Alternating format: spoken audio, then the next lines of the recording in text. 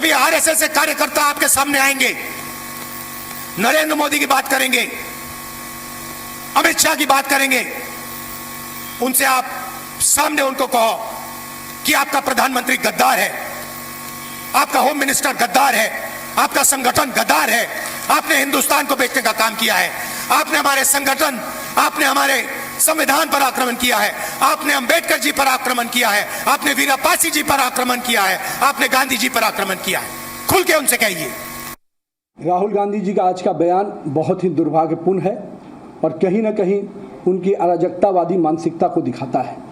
मैं मानता हूं कि भारतीय राजनीति में जहां शुचिता, सामाजिकता और कहीं ना कहीं एक दूसरे को सम्मान देने की प्रक्रिया है, उसमें उनका यह बयान बहुत ही दुर्भाग्यपूर्ण है।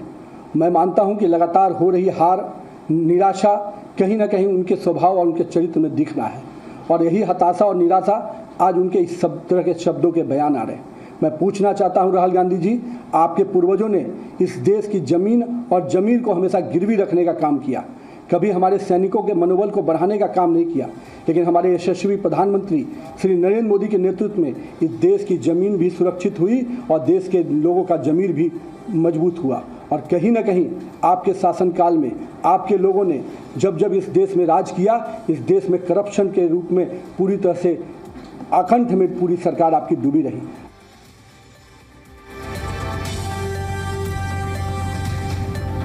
तो देखिए, राहुल गांधी ने प्रधानमंत्री पर एक तो विवादित बयान दिया है और विवादित बयान में उन्होंने प्रधानमंत्री को और गृह मंत्री को गद्दार कहा। और जब उन्होंने गद्दार कहा तो नितिन नवीन जो बीजेपी अध्यक्ष हैं, उन्होंने पलटवार करते हुए कहा कि नक्सलवाद करना क्या गद्दारी है। तो ये पहला हमला नहीं है, एक और हमला राहुल गांधी ने प्रधानमंत्री पर बोला है। प्रधानमंत्री पर हमला बोलते हुए राहुल गांधी ने कहा कि पीएम मेलोनी के साथ मेलोडी खा रहे हैं, देश में महंगाई बढ़ रही है, लेकिन प्रधानमंत्री इटली में जाकर टॉफी बांट रहे हैं।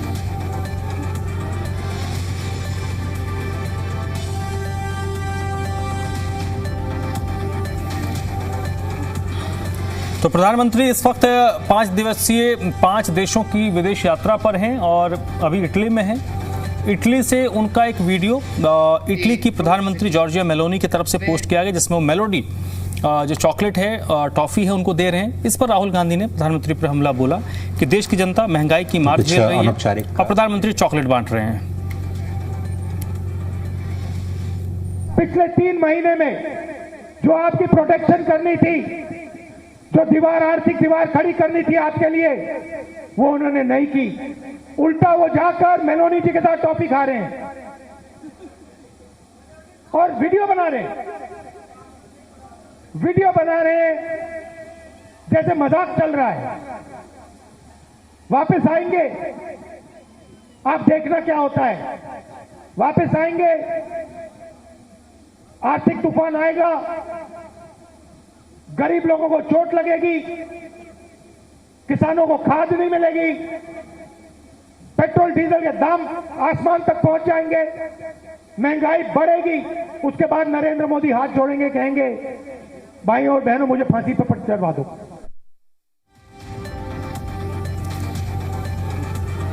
तो राहुल गांधी के बयान पर सियासत गर्मा गई है। इसी से जुड़ा एक रिपोर्ट देखिए।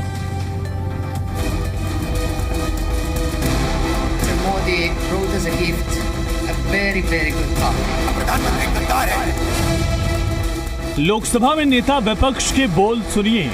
वो देश के प्रधानमंत्री मोदी और गृह मंत्री अमित शाह को गद्दार कहने की सलाह दे रहे हैं। रायबरेली की जनसभा में राहुल गांधी पहुंचे थे लोगों से संवाद करने के लिए, 2027 से पहले कांग्रेस पार्टी में जान फूंकने के लिए, लेकिन उन्होंने वो किया जिसे लेकर विवादों में है।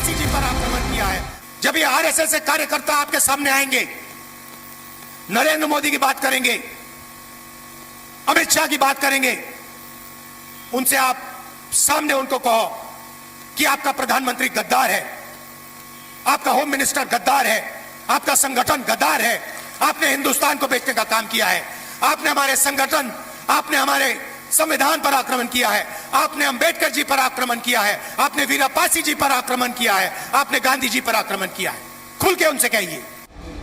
एक तरफ राहुल ने पीएम मोदी को रायबरेली के मंच से घेरने की कोशिश की, तो दूसरी तरफ सोशल मीडिया पर भी उन्होंने पीएम मोदी पर तंज कसा। राहुल गांधी ने सोशल मीडिया प्लेटफॉर्म एक्स पर लिखा, आर्थिक तूफान सर पर है और हमारे प्रधानमंत्री इटली में टॉफी बांट रहे हैं। किसान, युवा, महिलाएं, मजदूर, छोटे व्यापारी सब रो रहे हैं। पीएम हंसकर रील बना रहे हैं और बीजेपी वाले ताली बजा रहे हैं। ये नेतृत्व नहीं, नौटंकी है।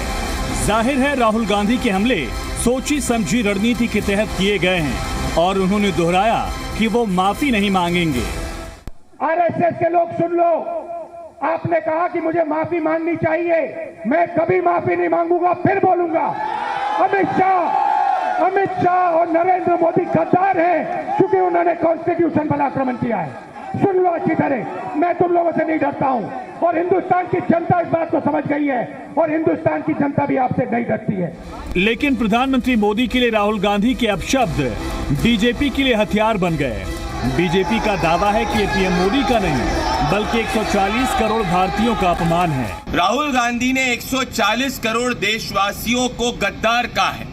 140 करोड़ देशवासियों द्वारा चुने गए प्रधानमंत्री नरेंद्र मोदी को गद्दार कहकर राहुल गांधी ने स्पष्ट कर दिया कि राहुल गांधी की वही भाषा है जो पाकिस्तान की भाषा है। राहुल गांधी की पार्टी को पाकिस्तान बैक करता है। आज राहुल गांधी ने अमर्यादित भाषा इस्तेमाल करते हुए देश के प्रधानमंत्री को गद्दार कहा। गद्दार तो कांग्रेस पार्टी है, गद्दार तो राहुल गांधी हैं, जिन्होंने चाइना के साथ करारनामा साइन कर रखा है और आज तक वह पब्लिक डोमेन में लेके कि चाइना के कम्युनिस्ट पार्टी के साथ क्या करारनामा साइन किया। गद्दार तो राहुल गांधी है, जिन्होंने राजीव गांधी फाउंडेशन के अंदर चाइना से पैसे लिए और आज तक नहीं बताया कि किस मद में पैसे लिए थे। राहुल के बयान पर सियासी घमासान शुरू हो गया है। एक बयान के जवाब में कांग्रेस पार्टी के पुराने कर्म गिनाए जा रहे हैं। खास बात यह है कि राहुल गांधी ने पीएम मोदी के लिए जिस शब्द का इस्तेमाल किया वो अपने विरोधियों के लिए पहले भी कर चुके हैं। आज प्रधानमंत्री मोदी इटली में हैं, भारतीय हितों के लिए द्विपक्षीय वार्ता कर रहे हैं। नेता विपक्ष उन्हें खुलेआम गद्दार बता रहे हैं। क्या ये भारतीय हितों के लिए विदेश में रणनीतिक बातचीत की पहल पर कुठाराघात नहीं है? नेता विपक्ष ने पहली बार पीएम मोदी के लिए विवादित बयान नहीं दिया। फहरिस्त काफी लंबी है। क्या 2027 में कांग्रेस के कर्ता धर्ता खुद पर से नाकामी का टैग हटा पाएंगे? Bureau report.